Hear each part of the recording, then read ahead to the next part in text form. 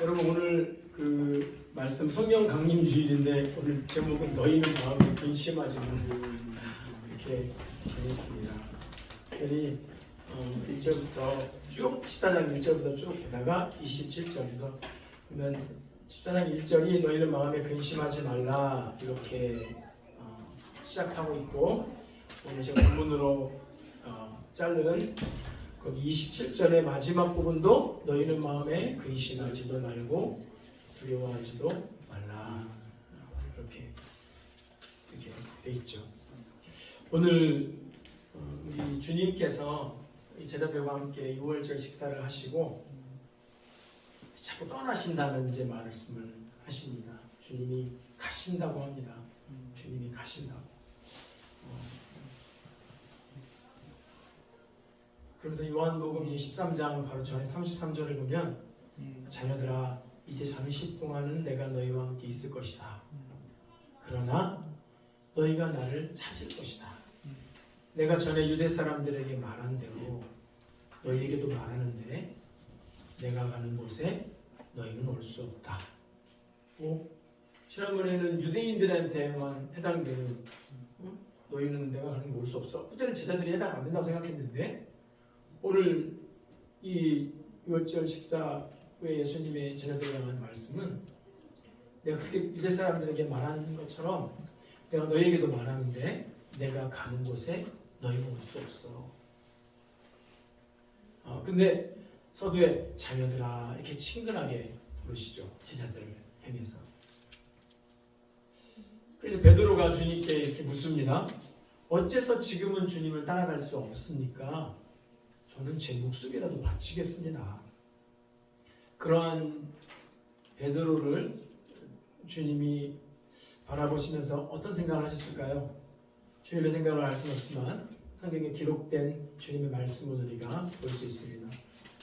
어째서 지금은 주님을 따라갈 수 없으니까 제 목숨이라도 바치겠습니다. 주님은 베드로를 물끄러미 바라보시면서 베드로가 주님을 따르기는커녕 정반대로 목숨을 부지하기 위해 주님을 3번이나 부인할 것이라고 진지하게 말하셨습니다.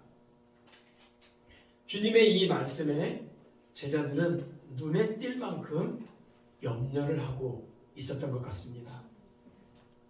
제자들의 염려의 이유는 뭔가요? 주님이 떠나신다고 하셨기 때문입니다. 여러분, 주님이 떠나신다. 아무런 느낌도 안 들고 우리는 그냥 늘 내 책꽂이에 서재에 늘 익숙하게 꽂혀 있었던 그 책 마냥 한 번도 제대로 떠들어 보지 않고 늘 익숙하게 그냥 꽂아만 있었던 그 책을 보는 것 마냥 이렇게 이 이야기를 들을 수 없습니다. 제자들은 지금 주님이 가신다는 말을 듣고 매우 근심하고 있는 겁니다.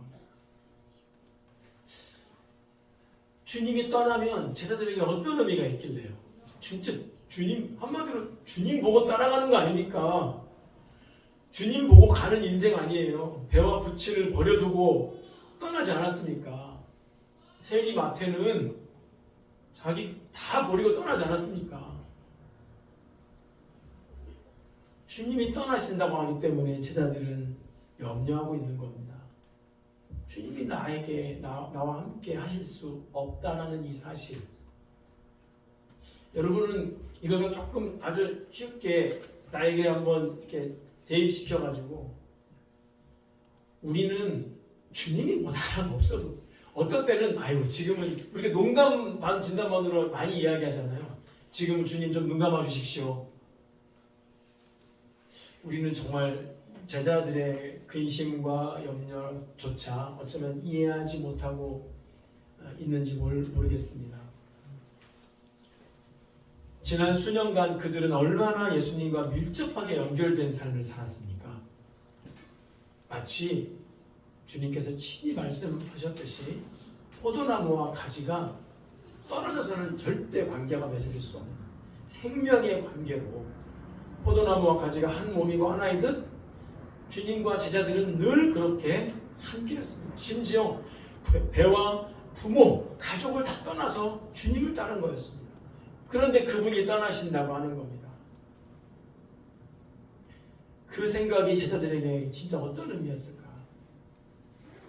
주님은 또 이렇게도 말씀하십니다. 요한복음 14장 18절에서 내가 너희를 고아처럼 버려두지 않고 다시 올 거다 이렇게 얘기하는 거예요. 아까는 내가 잠시 동안 너희와 함께 있어 그러나 너희가 나를 찾을 건데 너희가 내가 가는 곳에 못 올 거야. 그 주님의 십자가의 그 고난과 죽음의 길을 말하는 거죠. 주님이 홀로 짊어지셔야 했던 못 가는 거죠. 그런데 주님이 내가 너희를 고아처럼 버려두지 않을 거래요. 그러니까 버려두지 않을 거라는 말보다는 고아라는 말을 또 하는 거죠.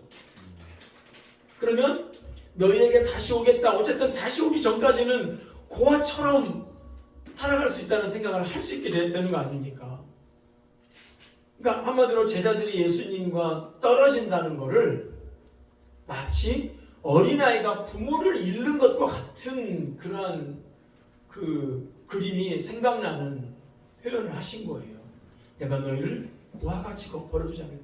사실 이건 주님만 이렇게 말씀하신 게 아니라 구약 성경에 보면 하나님의 긍휼과 하나님의 그 자비를 항상 나타낼 때 뭐라고 말해요? 고아와 과부를 그 환난 중에 돌보시는. 사실 이 말씀은 정말 주님의 풍성한 긍휼과 그 사랑을 말해주고 있는 겁니다. 그런데 제자들은 지금 당장 지난 3년 반 동안 수년 동안 모든 걸 버려두고 주님을 따라가 같이 자고 같이 먹고 쫓겨날 때도 같이 쫓겨나고 그 긴박한 상황에도 같이 있었는데 주님이 가신다고 하는 겁니다. 고아와 같은 그런 심정을 느꼈어요. 주님은 제자들에게 이전에 모든 것을 버려두고 주님 당신을 따라오라고 하셨습니다. 나를 따라와라. 그래서 세리마태는 한마디 반 묻지도 않고 그냥 바로 그 자리에서 주님을 따라갔습니다. 주님 말씀에는 그런 놀라운 능력이 있었습니다. 주님의 부르심에 거절할 수 없는 하나님의 택하심에는 우리의 힘으로는 부인할 수 없는 그 놀라운 능력이 있었습니다. 그래서 배와 심지어 붓짐까지 버려두고 주님을 따랐습니다. 그리고 제자들은 주님의 요구에 순종해서 모든 걸 버리고 주님을 따랐습니다. 헌신입니다. 사실 제자들의 기대 속에는 어떤 마음이 있었냐면 이제 우리 주님이 예루살렘의 왕으로 입성하셔서 적어도 아직까지 우리 주님의 모습이 좀 흉하고 보람직하게 이렇게 세상의 여러 왕들처럼 카리스마 있게 그런 모습은 아직 아니라 하더라도 우리는 주님의 능력도 보고 주님이 정말 그 어떤 것보다 영광스럽게 변하는 모습도 봤으니까 정말 이제 주님이 우리를 로마의 압제에서 벗어나게 해주실 거야. 주님이 왕으로 등극하시면 우리 또한 그 왕의 영광스러운 그 왕과 함께 그 지위를 누리게 될 거야. 로마가 아니라. 어쩌면 이것이 지극히 현실적인 생각으로 갖고 있었을지 모릅니다. 아마 그런 부분도 분명히 있었던 것 같습니다. 왜냐하면 야고보의 어머니가 예수님에게 찾아가서 주님이 왕으로 자정하시면 우리 아들 하나는 주님의 오른편에 하나는 왼편에 좀 앉혀주세요. 말하지 않았습니까? 그러니까 그런 기대를 충분히 어떤 세상적인 기대를 했었을 것입니다. 지극히 현실적인 생각 정도만 있었지. 그런데 주님의 떠나신다는 그 말씀은 뭐예요? 너희가 나를 찾을 거야. 근데 못 찾을 거야. 그들의 모든 기대가 무너지는 것 아니겠습니까? 이게 그들의 어쩌면 염려 중에 하나였을 것입니다. 또 하나의 염려의 하나는 주님이 아주 진지하게 수제자였던 베드로가 주님을 모른다고 부인하게 될 거라는 그런 말씀 때문이기도. 어쩌면 베드로가 다 부인해도 내가 주님을 떠나지 않겠습니다. 주님을 끝까지 따라가겠습니다. 이 말은 그렇게까지 표현하지 못했지만 남은 제자들의 마음을 대변해 주는 것이기도 했었을 것입니다. 정도는 다를 수 있지만, 그런데 그 베드로를 향해서 네가 나를 모른다고 3번 부인할 것이다. 그것도 아주 웃음기 싹 빼고 진지하시게. 제자들은 최소한 주님의 말씀의 능력을 경험한 자들입니다. 무화과 나무를 저주했을 때 무화과 나무가 말랐고 보리떡 5개와 물고기 2마리로. 주님의 말씀은 서기관이나 바리새인들, 고상한 종교 지도자들이 말한 것과는 다른 그 영적인 권위가 있었어요.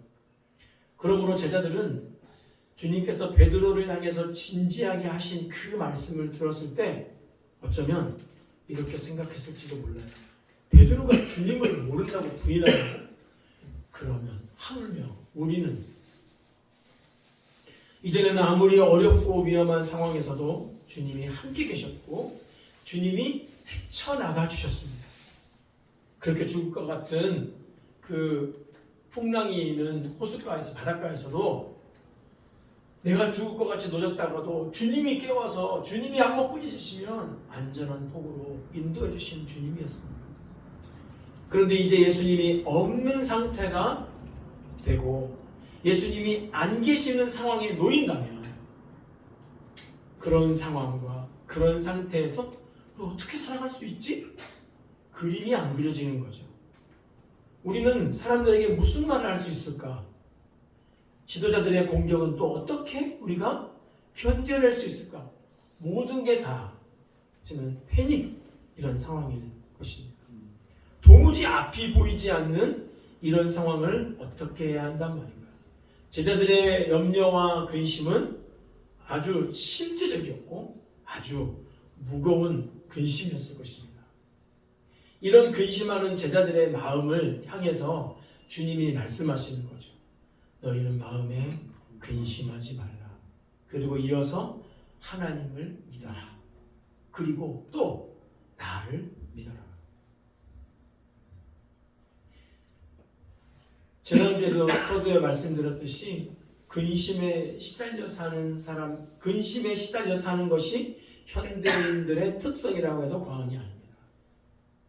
현대인들은 기쁨을 누리며 살지 못합니다. 기쁨을 추구하는 것입니다.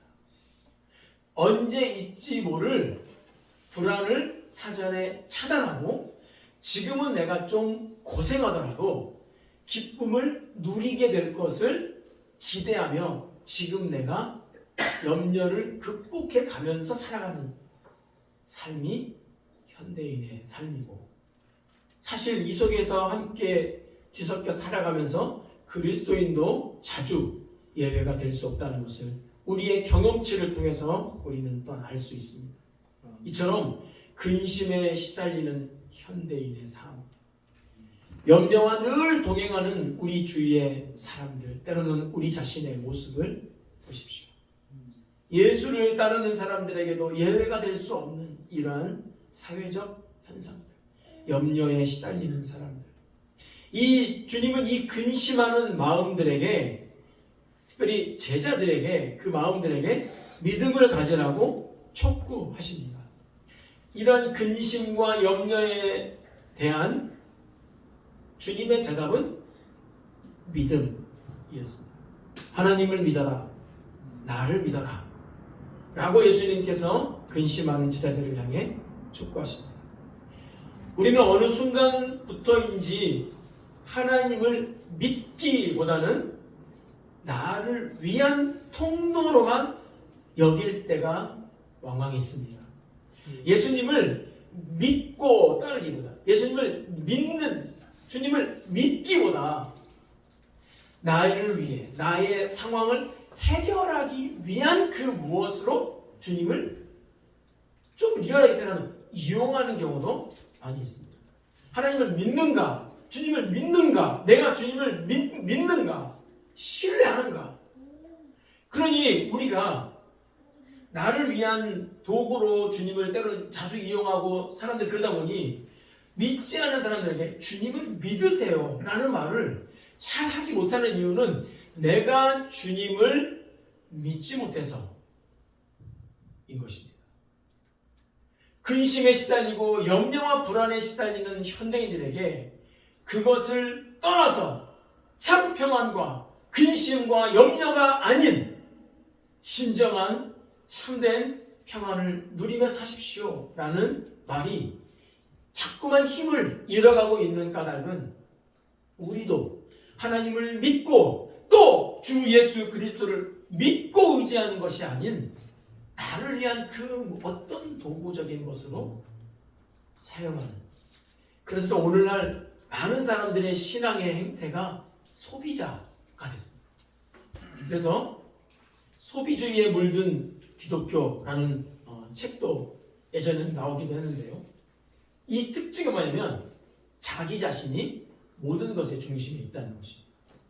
하나님을 주님으로 부르지만 그 주님보다 더 그 중심에 자기가 있는데 이거는 인간의 죄성에서 비롯되는 것입니다.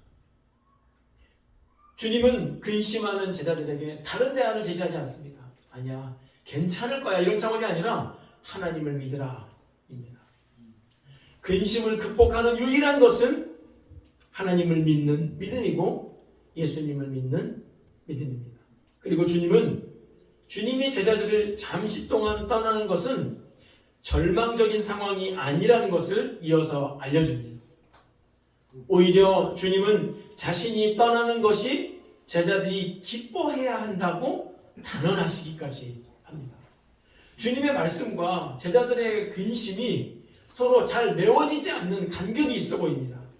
여러분, 주님이 말씀하셔도 이렇게 안 들을 수 있는 가능성이 많이 있습니다. 예를 들면 내 상황 대봤어요? 주님이 제 마음 알아요? 내가 얼마나 힘든지 알아요? 주님이 하나님을 믿어라, 그리고 나를 믿어라. 이게 위로가 안 되죠. 우리는 위로를 원하고 있는 거예요. 그러나 주님은 믿으라고 촉구하고 있는데 우리는 주님, 아니 나 좀 위로해 주세요. 내 마음 좀 만져주세요. 나 힘들어요.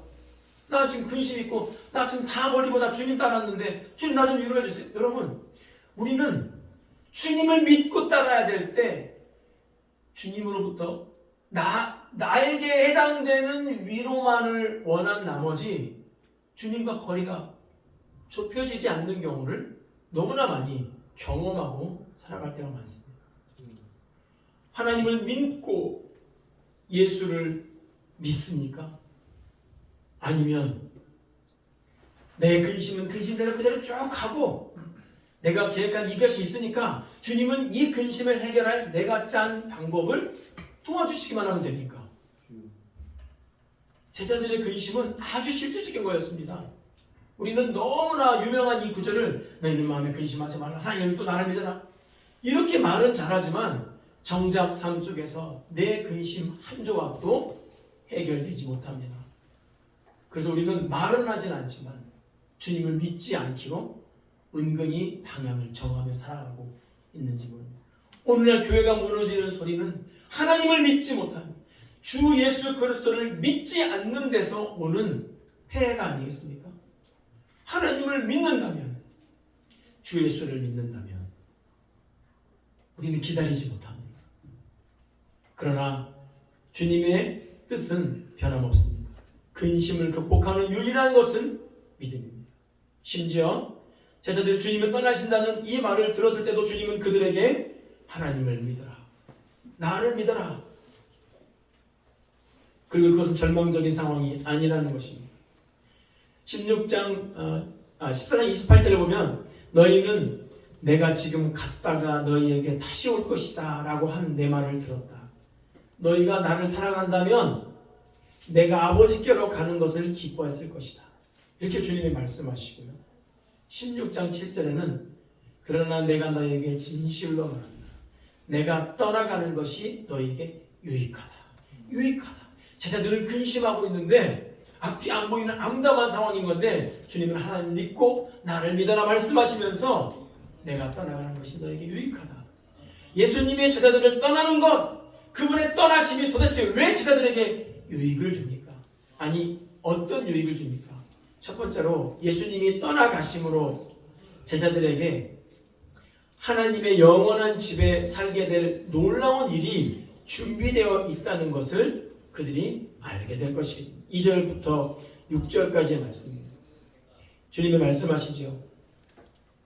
너희는 마음에 근심하지 말라. 하나님을 믿으니 또 나를 믿으라. 2절부터 제가 우리말 성경으로 읽겠습니다. 내 아버지의 집에는 있을 곳이 많다. 그렇지 않았다면 너희에게 미리 말해두었을 것이다. 나는 너희가 있을 곳을 마련하러 간다. 내가 가서 너희가 있을 곳을 마련하면 다시 와서 너희를 내게로 데려갈 것이다. 그러면 너희도 내가 있는 곳에 함께 있게 될 것이다. 너희는 내가 어디로 가는지 그 길을 알고 있다. 이 길은 예수님의 십자가의 죽으심과 부활을 통해 가는 아주 특별한 길입니다. 그리고 유일한 길입니다. 주님께서 아버지께로 가는 것은 자신을 믿는 모든 사람들에게 영생을 얻게 하고 그것을 준비시키기 위한 놀라운 능력의 행위였다는 것입니다. 주님은 제자들의 거처를 준비하시고 다시 오셔서 주님이 계신 곳에 함께 있게 하실 것입니다. 이것은 또한 마지막 때에 주님이 이 땅에 재림하실 때에 그분이 영광스럽게 나타나실 그것을 의미하는 것입니다. 지금은 잠시 그와 같은 모습으로 비춰지고 그렇게 느껴질 때가 있을지라도 주님은요 장차 미래의 상태에 대해서 자세히 설명하시지는 않았어요. 하지만 확실한 것은요 그분이 계시는 곳에 함께 있게 될 것이라고 제자들에게 말씀하십니다. 그리고 그것으로 우리는 충분하다는 것을 우리는 주님의 말씀을 기대어서 알아야 합니다. 근심과 염려의 상태, 근심과 염려의 그 염려스러운 상황에 많이 놓이게 되지만, 자주 놓이게 되지만 우리도 마찬가지로 예외가 아니지만 무엇보다도 주님께서 그분을 사랑하는 사람을 위해서 처소를 예비하셨다는 확신을 갖고 그리고 그분이 분명히 이제 다시 오셔서 영원히 함께 하게 된다는 것을 굳게 믿음으로 붙잡아야 되는 것입니다. 이것이 주님이 떠나가시는 것에 대한 제자들에게 말씀하신 유익입니다. 두 번째 유익은 예수님이 떠나가심을 통해서 제자들에게 주는 유익은 그것이 하나님 아버지에 대한 그 뜻 보여주신 그 계시를 이루신다는 것을 의미합니다. 주님은 이렇게 말씀하십니다. 너희가 나를 알았더라면 내 아버지도 알았을 것이다. 이제 너희는 내 아버지를 알고 내 아버지를 보았다. 그러나 빌립이 말합니다. 주여 우리에게 아버지를 보여주십시오. 그러면 더 바랄 것이 없겠습니다. 예수님이 대답하십니다. 빌립아, 내가 그렇게 오랫동안 너희와 함께 있었는데도 네가 나를 모르느냐? 누구든지 나를 본 사람은 아버지를 본 것이다. 그런데도 네가 어떻게 우리에게 아버지를 보여주십시오라고 말합니다. 내가 아버지 안에 있고 아버지가 내 안에 계시다는 것을 믿지 못하느냐? 내가 너희에게 하는 말은 내 말이 아니다. 오직 살아계시는 아버지께서 내 안에 계시면서 자신의 일을 하시는 것이다. 내가 아버지 안에 있고 아버지께서 내 안에 계시다는 것을 믿어라. 믿지 못하겠거든 내가 행하는 그 일들을 보아서라도 믿어라. 주님은 근심하는 제자들의 마음에 하나님 아버지에 대한 계시, 그것에 뿌리박은 믿음을 가지라고 말씀하십니다. 예수님과 하나님 아버지는 동일한 분이시라는 것. 그래서 예수님을 통해서 하나님을 나타낸다는 것이 옳다는 것을. 너희가 나를 알았더라면 내 아버지도 알았을 것이다. 예수님은 누구이신가요? 하나님의 사랑의 확증이십니다. 우리는 하나님이 나를 사랑하신다는 것을 알 수 있는 유일한 길은 예수밖에 없습니다. 그 주님이 하나님과 한 분이시고 하나님의 사랑의 확증이신 예수님, 그리고 또한 요한일서는 사랑은 하나님의 본체시라고. 하나님은 누구신가? 하나님은 사랑이시다. 빌립의 질문은 제자들이 추구하는 믿음이 어떤 것인지를 보여줍니다. 이것은 아직 예수님과 하나님과의 관계에 대해서 무지한 질문입니다. 예수님을 보고 있는데 주님 떠나신다고 하고, 그러니까 주님이 가신다고 하면 그럼 하나님에서 좀 보여주세요. 하나님 보여주세요. 주님의 말씀은 부드러운 책망인가 동시에 하나님을 다시 한번 드러내어주는 계시에 뿌리 박힌 믿음의 모습을 보여주는 것입니다. 내가 그렇게 오랫동안 너희와 함께 있었는데도 네가 나를 모르느냐. 누구든지 나를 본 사람은 아버지를 본 것이다. 나와 아버지는 하나이니라. 10장 30절. 나를 본 자는 아버지를 보았거늘. 제자들은 주님이 떠나가신다는 이 사실 속에서 빌립의 질문을 통해서 그들의 믿음이 제대로 다시 정립이 되는 것입니다. 주님을 보는 것은 하나님을 보는 것이구나. 주님의 말씀은 하나님의 말씀이구나 라는 것을 알게 되는 것이죠. 예수님의 말씀과 사역이 곧 그분 안에 계신 하나님 아버지의 말씀이요 하나님 아버지의 일하심이라는 것을 주님은 제자들에게 다시 일깨워 주십니다. 세 번째로 예수님이 떠나가심으로 제자들에게 주는 유익은 그 떠나가시는 일이 제자들이 주님을 위해서 살 수 있도록, 그리고 이 세상에서 살아갈 때 그분의 사명을 위해 살아갈 수 있도록 해주기 때문에 유익이 된다는 것입니다. 내가 진실로 진실로 너희에게 말한다. 누구든지 나를 믿는 사람은 내가 하는 일들을 그도 할 것이요 이보다 더 큰 일들도 할 것이다. 그것은 내가 아버지께로 가기 때문이다. 너희가 무엇이든지 내 이름으로 구하면 내가 다 이루어 주겠다. 이는 아들을 통해 아버지께서 영광을 받으시게 하려는 것이다. 너희는 내 이름으로 구하라. 그러면 내가 다 이루어주겠다. 이 말을 또 좋아하죠. 그래서 주님의 이름으로 구하면 들어준다. 주님의 이름으로 구했는데 왜 안 들어줍니까? 그러니까 주님의 이름을 믿지 않고 그냥 또 자기 힘대로 살아가는 거죠.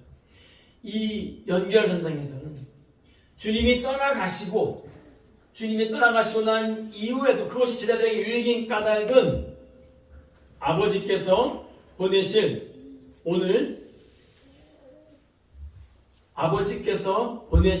성령으로 말미암아 제자들이 주님이 하시는 일들, 그리고 그보다 더한 일들을 하게 될 것이고, 그 일을 이루기 위해서 주님의 이름으로 기도를 무엇이든지 구하라는 의미였던 것입니다.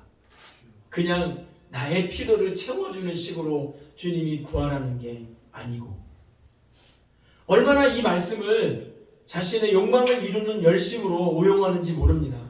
주님이 떠나가심으로 제자들은 주님의 일과 사명을 하는 영광스러운 사명을 부여받습니다. 이제 주님이 하신 일들을 제자들을 통해서 하신다는 것입니다.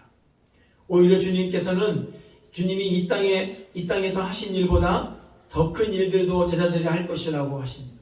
여러분 놀랍지 않습니까? 왜 그런 일들을 제자들이 하게 됩니까? 주님께서 아버지께로 가기 때문입니다. 주님은 이제 하나님 보좌 우편에 앉으실 것입니다. 그러면 이 땅에서 주님 대신에 누가? 바로 제자들이. 그러나 그것은 제자들 스스로의 능력으로서가 아닙니다.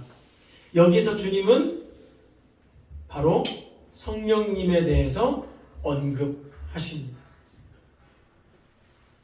성령 하나님은 삼위 하나님의 세 번째 위격으로 하나님의 영이신데, 성령은 예수님이 떠나가시면서 제자들에게 주시는 선물과 같습니다. 이 선물은 하나님 아버지께서 약속하신 선물이기도 합니다. 주님이 제자를 떠나가시는 것이 더 유익한 이유는 성령님이 오시기 때문입니다. 성령님은 새로운 친밀한 교제로 제자들을 부활하신 예수님과 연합시킵니다. 사실 주님이 내가 떠나는 것이 너에게 유익이다 라고 말씀을 하셨지만 사실 주님은 제자들을 떠나지 않으실 겁니다. 왜냐하면 성령님을 통해 그들에게 오실 것이기 때문에 그렇습니다. 성령님을 통하여서 제자들은 진짜 더 주님과 깊고 친밀하게 부활하신 주님과 연합할 수 있습니다. 또한 성령님은 제자들을 하나님 아버지와 연합시켜 주십니다. 사람이 나를 사랑하면 내 말을 지키니 내 아버지께서 그를 사랑하실 것이요 우리가 그에게 가서 거처를 그와 함께 하리라. 예수님이 가심으로 주님은 성령을 보내어 주셨고 그 성령을 통하여 믿는 자들이 살아계신 하나님과 하나 되어 화목한 관계, 즉 언약의 성취를 이루실 것이라고. 여러분, 언약의 성취가 뭡니까? 구약의 그 언약, 하나님의 약속, 그 성취가 뭐냐면 간단합니다. 내가 그들 가운데 거하고 그들의 하나님이 되는 겁니다. 그들은 내 백성이 되고 나는 그들 가운데 거하여 그들의 하나님이 되는 것, 이게 하나님의 약속하신 언약이에요. 이 언약을 완전히 이루어주는 것이 성령님의 역할인 것입니다. 그러니 주님이 떠나가시는 것이, 그래서 성령을 보내셔서 하나님이 완전히 제자인 성도인 우리와 한 몸, 한 영이 되게 하는 것이 어찌 유익하지 않겠습니까? 그러므로 성령님은 제자들을, 그리고 오늘 제자인 우리들을 하나님 아버지와 완전히 연합시켜 주십니다. 또한 성령님은 이 땅에서 제자들을 가르쳐 주실 것입니다. 17절에 그는 진리의 영이시다. 세상은 그분을 볼 수도 없고 알 수도 없기 때문에 그분을 받아들일 수 없다. 그러나 너희는 그분을 안다. 그분이 너희와 함께 계시고 또 너희 안에 계실 것이기 때문이다. 또 26절에 그가 너희에게 모든 것을 가르치고 내가 너희에게 말한 모든 것을 생각나게 하리라. 누가요? 성령님. 예수님은 그분 자신의 말씀과 사역에 대한 특별한 통찰력과 기억력을 최초에 선택된 제자들에게 나누어 주셨습니다. 그리고 그것들이 모든 세대의 교회를 위해서 보존되도록 하셨습니다. 그 결과물이 있어요. 뭡니까? 제자들이 우리를 모든 세대에 있는 그리스도의 제자들을 가르치고 주님이 말씀하신 것을 생각나게 하고 더 풍성하게 열매 맺을 수 있도록 자라게 하는 것, 뭡니까? 주님이 제자들에게 말한 모든 것을 생각나게 하는 그 강력한 도구, 바로 성경입니다. 신약 성경입니다. 성령님의 사역은 질적으로 새로운 그 어떤 막 와자자하게 보여주는 그 무엇을 보여주시는 것이 아니라 예수님이 말씀하신 것을, 그 계시를 완성하고 채우는 일을 하십니다. 또한 무엇보다 성령님은 예수님의 평안을 나누어 주십니다. 오늘 읽었던 26절과 7절이 자연스럽게 연결되어 있다는 것을 우리가 볼 수 있습니다. 근심 가득한 제자들에게 오히려 그분의 떠나심이 유익한 이유를 말씀하시면서 성령의 함께하심과 성령의 사역에 대해 말씀하시면서 주님은 평안을 너에게 끼치느니 곧 나의 평안을 너에게 준다, 이렇게 말씀을 하십니다. 그러면서 너희는 마음에 근심하지도 말고 두려워하지도 말아라 라고 다시 제자들을 격려하십니다. 평안은 무엇인가?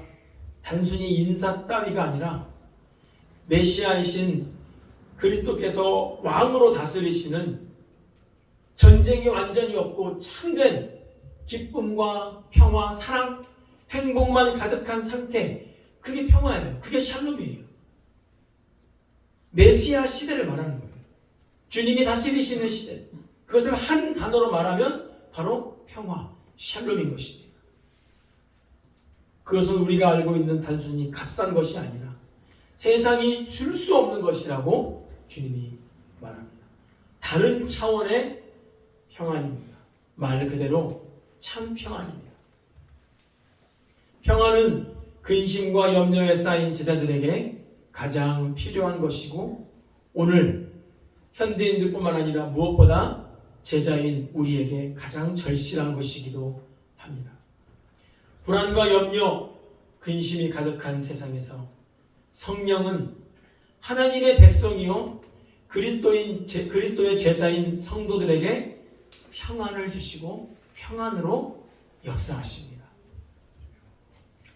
이 말씀이 쓰여졌을 당시 1세기에는 평화라는 말을 많이 썼습니다. 그러나 그 앞에 로마가 꼭 들어갔습니다.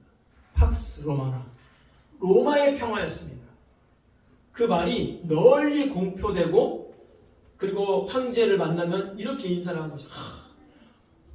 황제여, 당신 때문에 우리가 평화를 누리며 삽니다. 이게 아주 격식 있는, 마땅히 해야 될 인사였어요. 그러나 로마의 평화는 참 평화가 아니었습니다. 그것은 잔인한 칼의 힘, 잔인한 군주의 그 짓밟힌 말발굽 아래에 있는 일시적인 것에 불과가 있습니다. 그러나 주님은 당신 자신의 평안을 제자들에게 성령 안에서, 성령을 통하여 주셨습니다. 성령은 우리가 무엇을 갖기 위해서 써먹을 어떤 도구가 아니라 삼위 하나님 중에 한 분이십니다. 성령님이 이 땅에 보내주시기 때문에 주님은 당신께서 떠나가시는 것이 제자들에게 유익이라고 말할 정도였습니다.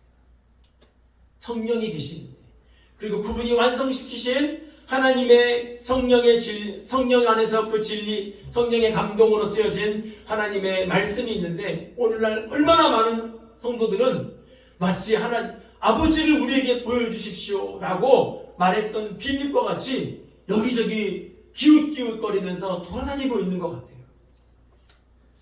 이 성령 강림 주일에 우리는 성령 충만한 비결을 찾아서 또 어딘가를 헤맬 것이 아니고, 그렇게 헤매지만 정작 내 일상의 삶 속에서, 직장 속에서, 가정 속에서 근심 하나 해결해 주지 못하는, 평안은 고사하고 세상의 염려가 고스란히 내 삶 가운데 여전히 침전물처럼 남아있는 이 상황을 지지부진하게 사는 것이 아니라, 성령의 감동 속에 그분께서 완성시켜 주신 이 주님의 진리의 말씀을 가지고 성령이 주시는 참된 그 평화를 누리면서 살아가야 되지 않겠습니까? 주님은 사도 바울을 통하여 우리에게, 성도들에게 이렇게 말했습니다. 너희는 너희 것이 아니라 하나님의 성령이 거하시는 성전이다.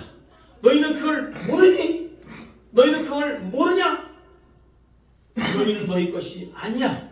값으로 주고 사신 바가 되었으니 그런즉 너희 몸으로 하나님께 영광을 돌리라 라고 말합니다.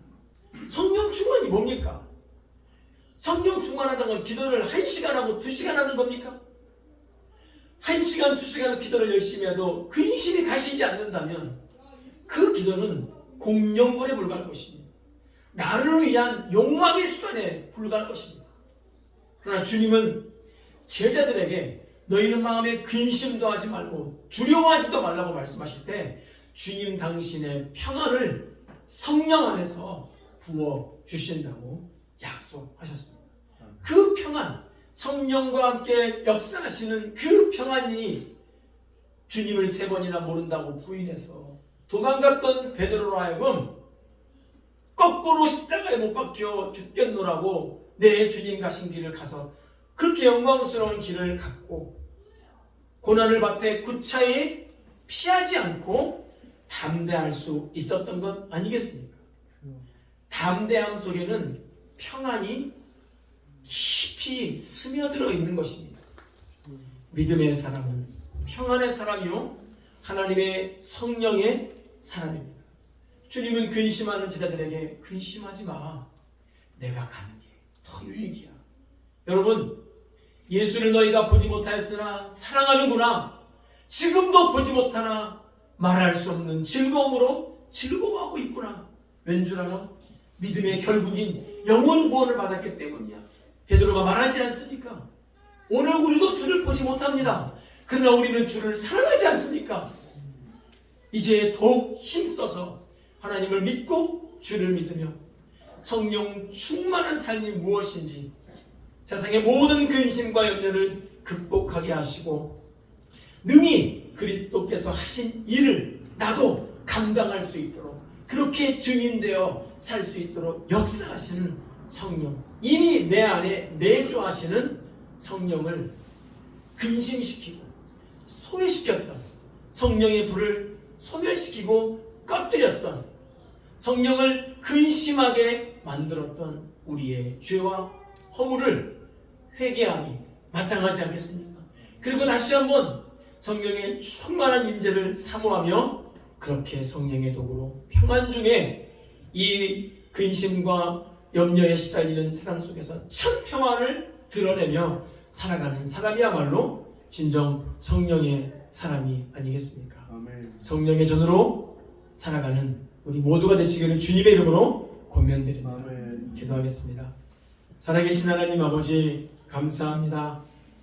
우리 마음에 우리의 힘으로 어찌할 수 없는 세상의 근심과 염려, 하나님 그러나 우리의 육안으로만 살았던, 우리의 세상의 가치관 위주로만 살았던 우리의 연약한 삶을 회개합니다.